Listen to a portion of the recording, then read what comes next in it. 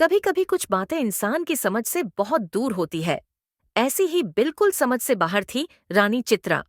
रानी चित्रा किसी चमत्कार से कम नहीं थी।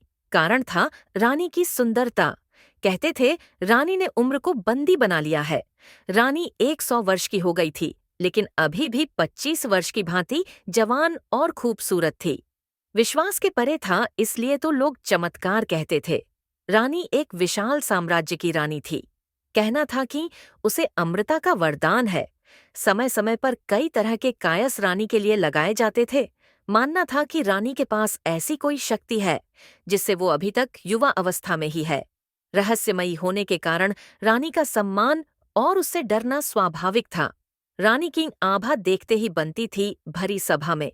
जब वो आती थी तब उसकी सुंदरता को देख लोग आश्चर्य से भर जाते थे। एक विशाल सिंहासन पर वो बैठती थी और स्वर्ण झड्ढित वस्त्र। रानी के जुत्थे में विशेष गुलाब होते थे। लोगों का मानना था कि वो गुलाब भी नहीं मुरझाते हैं। रानी सुंदर थी और ऊपर से हमेशा जवान रहने वाली रानी कौन नहीं चाहेगा।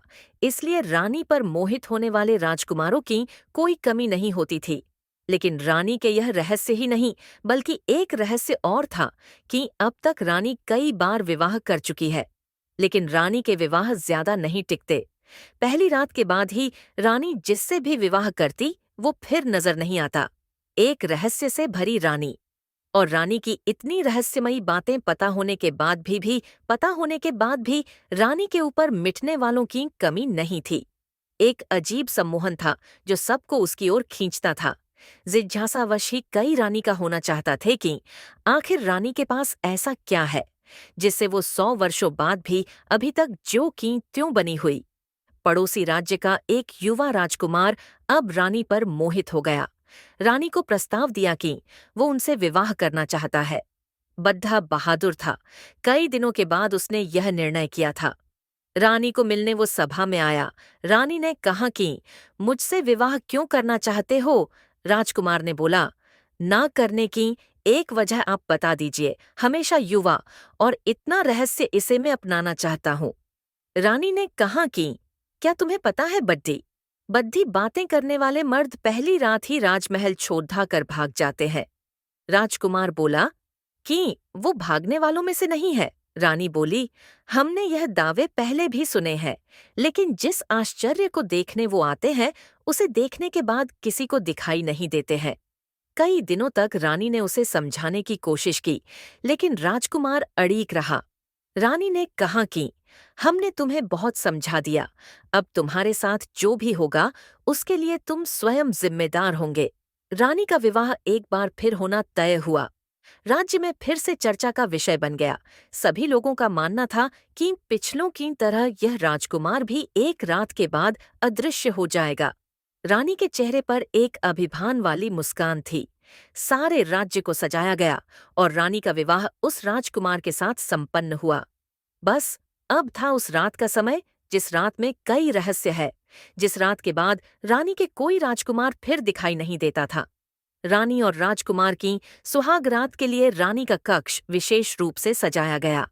राजकुमार रानी के कक्ष में आया। उसे कुछ अजीब चीजें नजर आई। उसे कक्ष के भीतर एक पिंजरा दिखाई दिया जिसका दरवाजा खुला था। रानी बिस्तर पर बैठी थी। राजकुमार पहले से ही सतर्क था। उसे पता था कि रानी के कक्ष में कुछ भी हो सकता है, इसलिए उसे जागे रहना है। रानी ने कहा, क्यों इतने भयभीत क्यों हो? आज हमारी सुहाग रात है। रानी खद्दी होकर राजकुमार के पास आ गई। रानी उसे पिंजरे के मुंह के पास ले आई। रानी ने अब राजकुमार की आंखों में देखना शुरू किया। राजकुमार रानी की सुंदरता पर मोहित हो गया, उसकी बद्धी बद्धी आंखों में खो गया। राजकुमार ने रानी के बाल खोलना चाहे, उसके जुत्थे को हाथ लगाया और उसमें लगे गुलाब के फूलों को निकालना चाहा। रानी डर गई और तुरंत ही राजकुमार का हाथ पकड़ डांच लिया। रानी को डरते देख राजकुमार रुका, फिर सोचा, हो न हो इसमें ही कुछ राज है।